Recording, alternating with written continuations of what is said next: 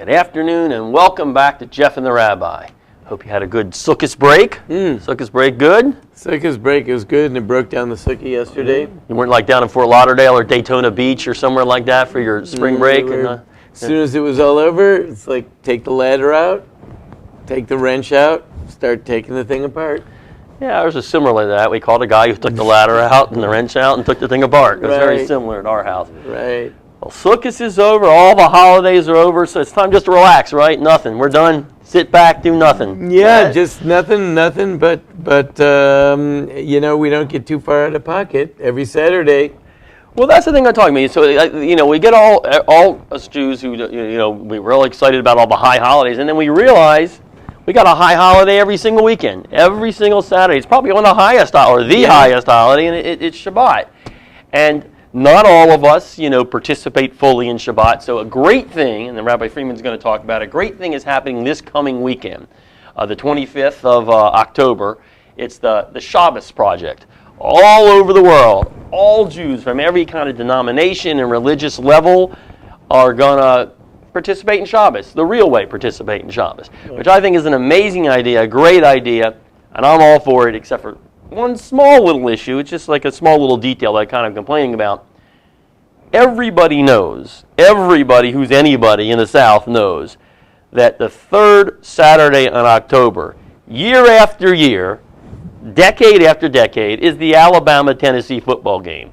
They scheduled it way before you guys scheduled this Shabbos project here, and it's always been played. I mean, literally, if you're in Tennessee and let's say Jim Bob's going to have a wedding, he knows not to schedule his wedding for the third Saturday in October, unless, of course, they bring a TV into the chapel, which they could do, or at least over at the VFW for when they have the kegger after, for the wedding party, they have a TV in there. Right. And this is going to be an issue. And listen, I'm not complaining, but I just want to bring it up next year, maybe when they're planning this thing, that the third Saturday in October maybe. Well, it is clear that most of the Jews live in Florida and Georgia. Right. Many, many fewer Jews living in Alabama and Tennessee because Georgia and Florida happen to have buys. That's actually okay. That could. So look at that. I guess they. I mean, you know what? I didn't think about that. And obviously, God cares more about Georgia and Florida than He cares about Alabama and Tennessee because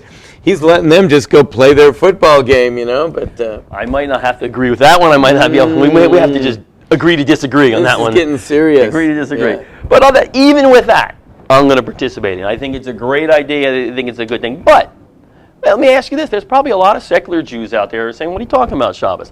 I participate in Shabbos every time I'm either in town or not too busy. I light the candles. I light the candles in Shabbos. And that's why should I have to do what these Orthodox Jews do?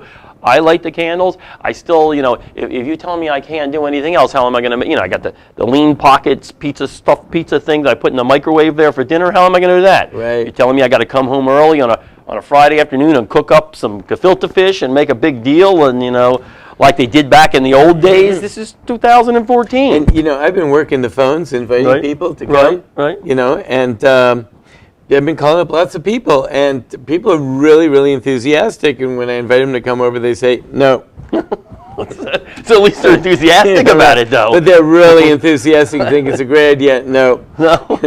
Yeah. I can't come. I'm going out of town. My husband doesn't like to sleep over at other people's houses. My dog, someone needs to walk him, and whatever it is. So you've got some, but in their mind, they are participating in Shabbos. Why do they have to do it like you do it? And what's the difference really between the way they participate in Shabbos in a secular way, and the way you participate in Shabbos? What's so different about it? Well, I don't know really how much, other than the way the Orthodox do it. I'm not really too sure that anyone else is really doing any type of Shabbos. There are a few people that I know of that take it like as a quiet day and they don't go to other activities. There's a small number of people like that. But by and large, it's big, and it's the Ten Commandments big. It's right up there at the top. It's the Ten Commandments, Number 3, 2. It's 4. It's 4. Number 4, right? Yeah. Okay, I'm Lord your God is number 1. That one. Okay, have no other gods before me. don't bear false witness, all of those testifying to the existence of God. Then comes the Shabbos. Okay, that's a biggie. It's really big, followed by honor your parents, which is pretty big, and then the next 5 all have to do with all these serious crimes like murder and kidnap and adultery and all that stuff, right? And Shabbos is ahead of that. Shabbos is right in there. So we really I get, they have to believe in God, shouldn't have any other gods before me. I get that. I even get not bearing false witness, because, bearing false witness really means like you swear when you get up there, like everyone knows, you swear to tell the whole truth, not the truth, so help you God, so help me God. So when you swear like that, you're really swearing in God's name. So if you're lying, and then you're swearing in God's name that you're lying, so that really kind of makes a mockery of God. So you can understand why those are all kind of really, do you believe in God? Do you not believe in idols? Do you not swear falsely? Got that. And the other 5, not to murder, adultery, and all that. Yeah, I mean, we couldn't have a society if we were doing all that stuff. Right. Well, I guess there is some semblance of a society, and they're doing a lot of it anyway, but whatever, okay. Right. So that leaves us honoring your parents, which, who's going to argue with honoring your parents? That's kind of like, anyone's going to see that. If you don't honor your parents, I mean, what do you got? That leaves the Shabbos. That's the one that is hard to get. Why is it that of the Big Ten, we've got to observe the Shabbos? And observe the Shabbos means don't do any work. It says you should observe the Shabbos, you shouldn't do any work. And it's, interestingly enough, one other explicit statement about how to observe the Shabbos: don't light a fire in all your habitations on the Sabbath day. That's also kind of interesting and kind of big. Then we're supposed to remember the Sabbath day. So why is this like one of the Big Ten? Why is it at the core of everything that's going on? It's the observance. None of the other ones really made the Big Ten Commandments. Uh-huh. There's no other, like blowing the shofar, keeping kosher. None of them. Like, not even the holidays made the 10 Commandments. Yom Kippur didn't make the 10 Commandments. Yom Kippur didn't make it, but Shabbos did. So what's the deal?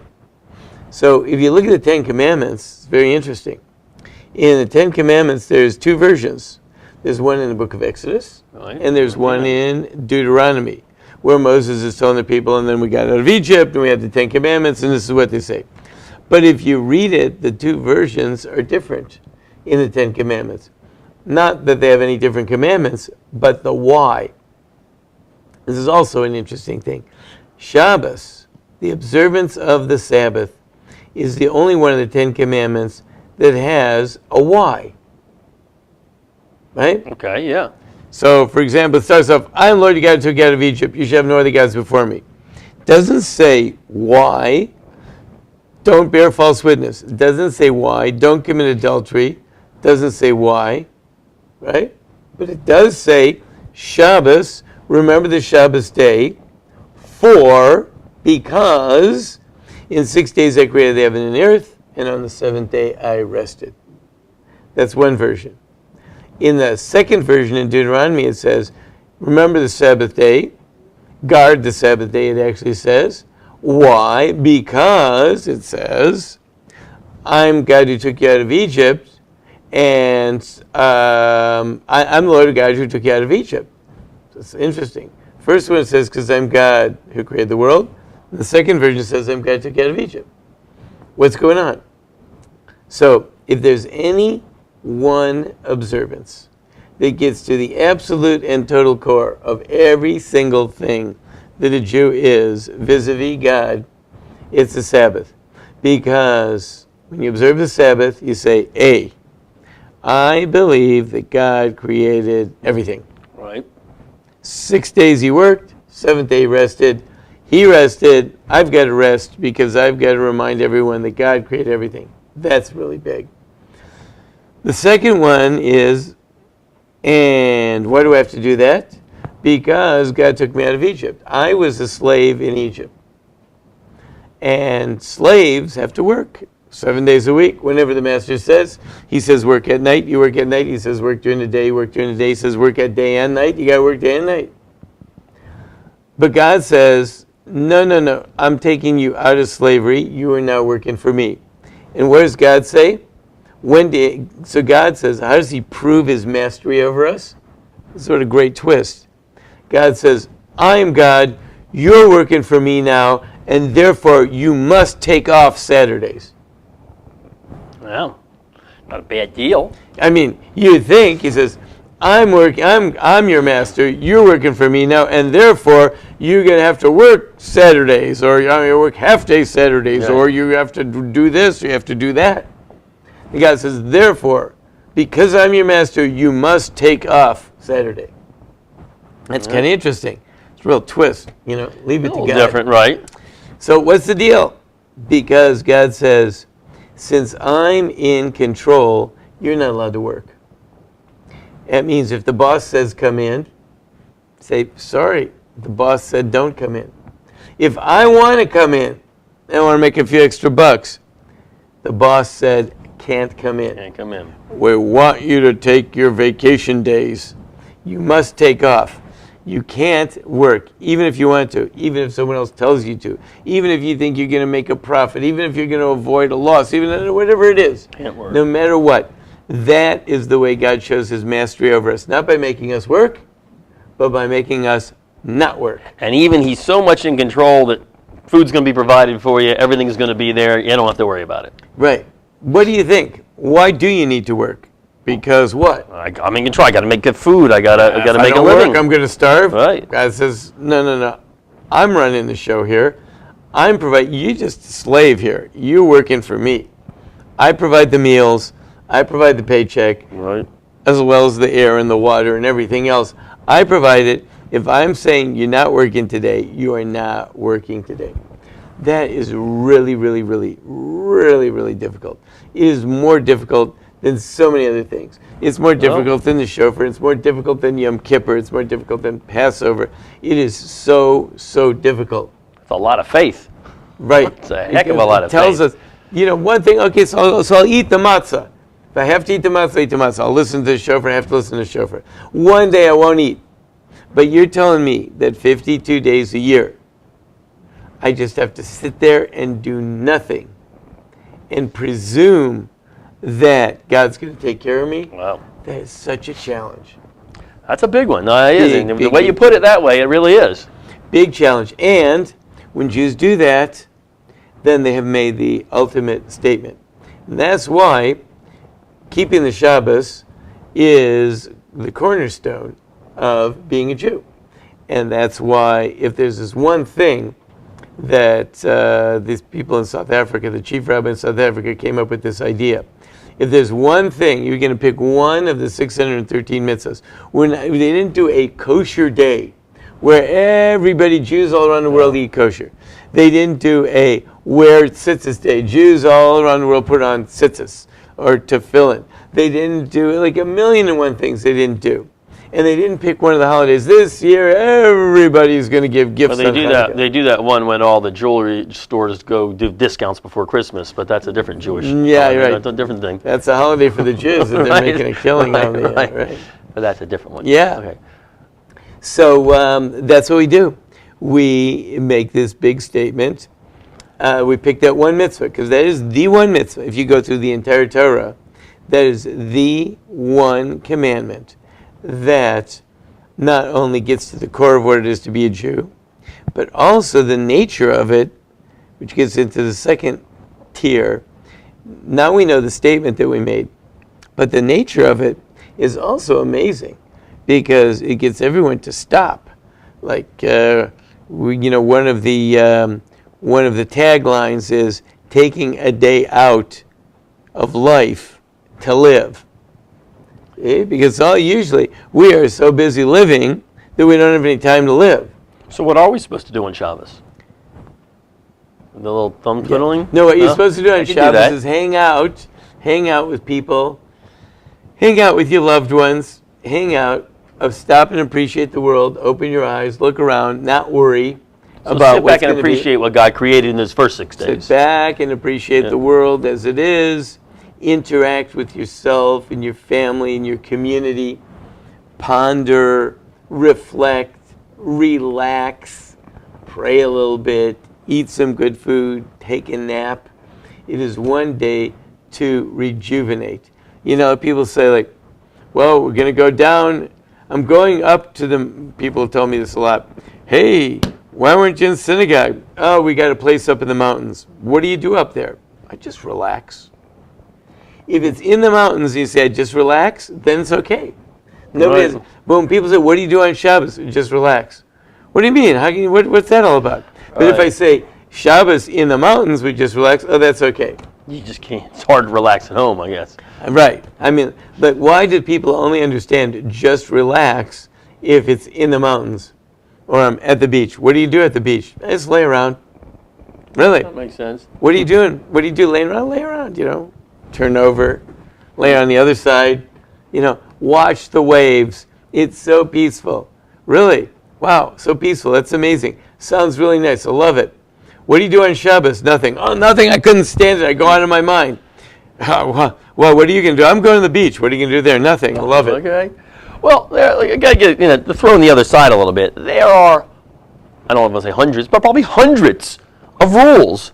And you gave me some book. I don't know if you remember. You gave me this book that each day you read about what you do. It was a little about the Parsha, but every Shabbos it tells you some of the rules in Shabbos. Mm-hmm. There are so many rules. I'm reading these things. Wow, I can't possibly do that. There's some things that are you can read a book, but you can't read a book if it talks about this. You can do that. I mean, there are hundreds of rules. That doesn't sound relaxing to me. I worry about what I got to do. So number one thing on Shabbos is don't go to work. I can do that. Okay, that's number one. We don't work on Shabbos. Okay, number two, this is very simple. Don't go to work. Don't be involved with fire. Don't light fires. That means don't turn on the stove. Don't turn on the automobile. Right? Don't light a fire. Yeah, but sometimes but then it's the interpretation of what a fire is that kind of. Is a fire turning on the computer? Is it turning on the lights? Is that fire? Okay. There's lots of things. Do those two things. Those two things, and already you'll find that the day is drastically different. Now, if you really want to do it right, what you want to do is you want to engage in activities that are not weekday activities. If you are the type of person that multiple times during the day checks your computer, checks your email, shut it off. Gotcha. Okay. No email for a day. If you work out every day, you work out, you go to the gym, you jog, you do whatever you do. Don't do it that day. One day to be different. One day to be sedentary. Just relax. If you have a tendency to let a whole week go by and not say a word to your wife or your kids, maybe talk to someone. That's tough. Get out and walk. People are so self-conscious. If they're walking down the street wearing nice clothing, they're very self-conscious. Of course, if I'm running down the street in spandex, I'm not self-conscious. That's okay. You saw me running in my spandex? No, it's not even. I'm embarrassed. That's totally okay. Running up and down the street with spandex, sweating profusely, maybe I got a couple of earbuds in there, that's not a problem. But if I'm just like strolling down the street wearing a suit, oh no, that would just be so embarrassing for me. That's a good point. Really, it's so interesting that our world is unable to just turn it off and relax. And if you can't turn it off, it's like kids. At our youth director at the synagogue had a sleepover recently in the sukkah. So all the kids came for the sleepover, and they all brought all their gear. Right? Mostly electronic. Right. So he's trying to have this like sleepover and talk, they can tell stories, they can sing songs and all that stuff, right? The kids are just, everyone's got their phones, they got their texting. And he said, hey, shut it off, guys. Shut it off. And sometimes, they just can't. They can't. It's tough. Yeah. They cannot turn it off. And that's why we remind ourselves one day a week. It's one day a week. We remind ourselves that God's in control, and if he says shut it down, we shut it down. So even if you can't do it once every 7 days, one time, just to do something together with the Jewish people, that's what we're shooting for this Saturday. No, I think it's a great idea. I just want to make sure we do it right, because, you you hear, and I think so many different things that are really, that happen on Shabbos. Like, do you have to tear your toilet paper the night before? Do you have to set your light switches on of this room and not on this room? Do you have to record the football game beforehand? And all those things like that. Right. So usually, you're not going to be able to go from 0 to 60 in just a couple of seconds. So the best thing to do is to celebrate the Shabbos with people who are Shabbos observers. Right. Like, for example, I'm in Brazil, and someone hands me a couple of tickets to a World Cup match. I don't know the first thing about soccer. I know they got cards, there's yellows and reds. I don't know what they give them out for. I don't know what happens when they give them out. I know nothing about it, right? All I know is like goal. Right, I know that one. Okay, so I don't know too much about it. So it'd be a wise thing for me, if I got 2 tickets, to find someone who does know about it, who speaks my language, who could go with me and tell me like what's going on. Good point. So the best way to do Shabbos your first time out, until you get the hang of this, is do it with someone else who's doing it. And they can show you what to do, and they can also show you how to have fun doing it.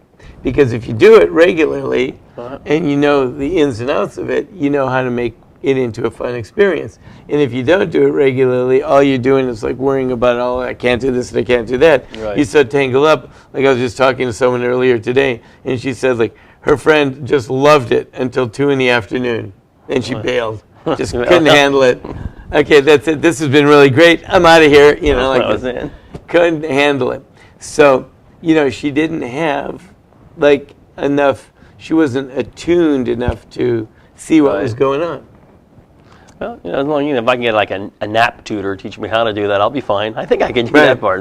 This would be like the guy says, I'm going to go to the game, and I can handle about 3 hours of it. So, with his team behind, by 5 points, right, and the other team 4th and goal, right? Okay. He says, well, that's 3 hours. Gotta go. He just gets up and leaves. Right. I can't handle more than 3 hours of this. Right. Like, what do you mean? Why didn't you want to wait and see what happens next? I mean, this is it. No, I've been here for 3 hours already. It's quite fine. I'm leaving. Yeah. I think it's a good concept. I think everybody should do it. But I know the question is, and I know it's a why, and you say God says 2 times in the Torah, why do it? But what is the reason? What is God trying to show us? Yes, I'm in control, or is God trying to show us more that, okay, this is how the world works. You're Jewish people. I want you to go out and live your life normally. Live a normal life, but spend certain time with me. Is that what he's trying to say? Listen, you go out and you do your job. You do your work, but listen, your job as a Jew is to learn from me and to spread God throughout the world. So you need to spend more time with me, and I'm only asking 1 day from you? Is that what he's saying? I think it's a beautiful message where God says, like anyone else, to show mastery tells you what they expect you to do.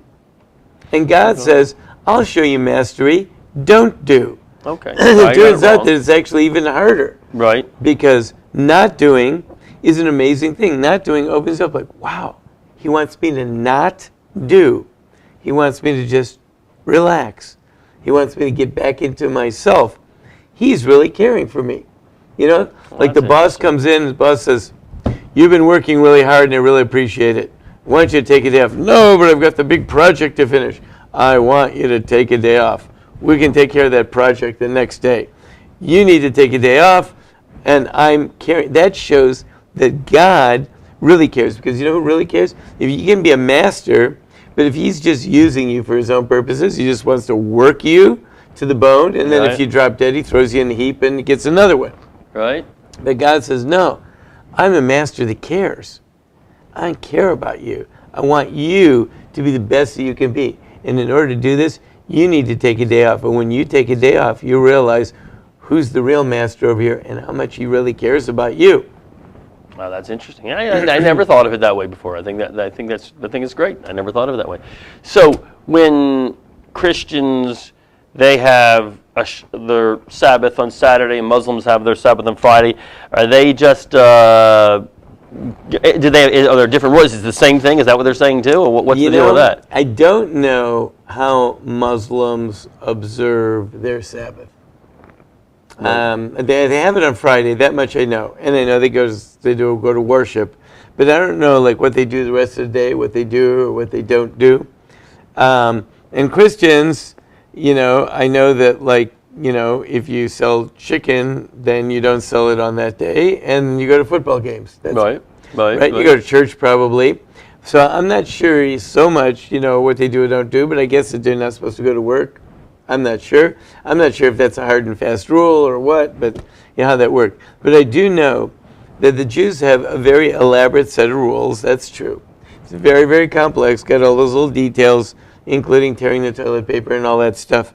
And the reason for all that is God really wants us to keep a hands-off approach to the world. Okay. And he says, you really, really, really, in order to really, really stop, I really have to get you to put everything down. Put your pencil down. The test is over. No, just right now. Put the pencil down or you fail. You have to put the pencil down. I want to see all pencils down on the table. And so God has a lot of these little rules that get us to put the pencil down, put the keys down, put the phone down, put all this stuff down, and desist from the world. And in doing so, I don't know of any other religion that is so elaborate in this, but it really has us take a step back, and we appreciate the world. We look around and we go, wow, look at this thing. It's amazing. How many people do you expect to do this year? I don't know. We have a nice list of people that in our synagogue. We have a lot of people that don't keep the Shabbos regularly. We have a lot of people that do, and a number of those that don't are actually going to be spending the Shabbos with the number of those that do. I think that's great. And that's really cool. And however it is, the thing is, Jews are going to be doing it all around the world, just like Jews do it all around the world every weekend. Yeah. But this weekend, a lot more people are going to be doing it, and it's a good thing.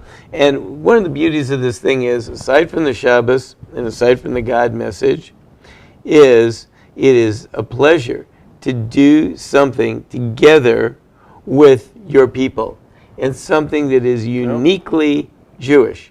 Like you can go out and, build houses, Habitats for Humanity, which is a wonderful thing, and you can do all kinds of good deeds, and you can go to events and entertainment, but none of them are uniquely Jewish the way the Shabbos is.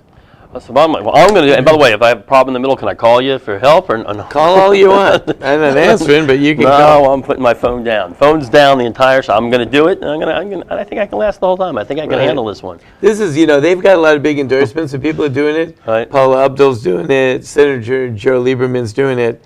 But, now that they've knocked down the Jeff and the Rabbi endorsement. That's pretty big. Millions. This is now, it's going to be it around the world. I think this is Facebook pages, likes. It's just amazing. The Shabbos Project. Jeff and the Rabbi are doing it. We're keeping it together. I endorse it. There you go. That's it. See you next week after Shabbos.